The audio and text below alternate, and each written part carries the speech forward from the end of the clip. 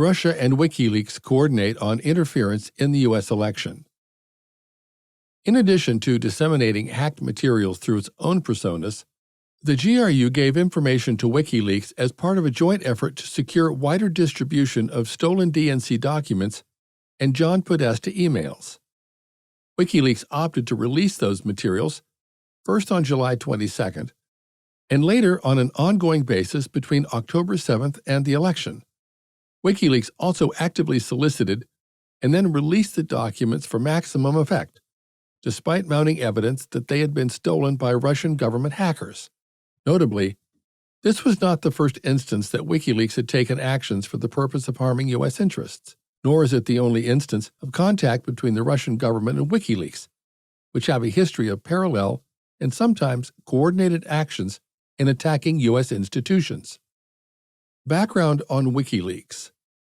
Since its emergence in 2010, WikiLeaks has directed its efforts toward publishing a variety of information normally legally restricted from public disclosure.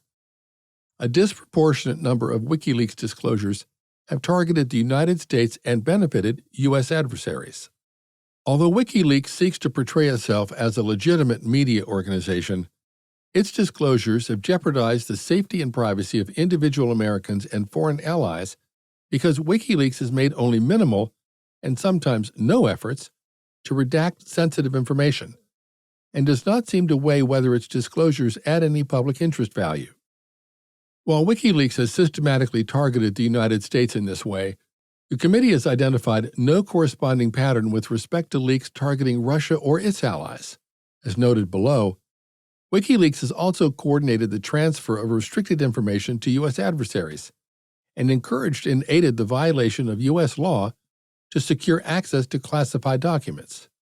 As a result, WikiLeaks and its senior leadership, quote, resemble a non-state hostile intelligence service often abetted by state actors, close quote. The committee is unaware of information of comparable volume and sensitivity that WikiLeaks has solicited or released about any other national government, including authoritarian and oppressive regimes with substantial records of human rights and civil liberties violations. WikiLeaks has passed information to U.S. adversaries, including approximately 90,000 U.S. Department of State cables to a Russian national named Israel Shamir. Shamir, in turn, provided them to Belarus's Alexander Lukashenko, an authoritarian leader who relied on the documents to justify the arrest of opposition figures on allegations of spying for the United States. Redacted.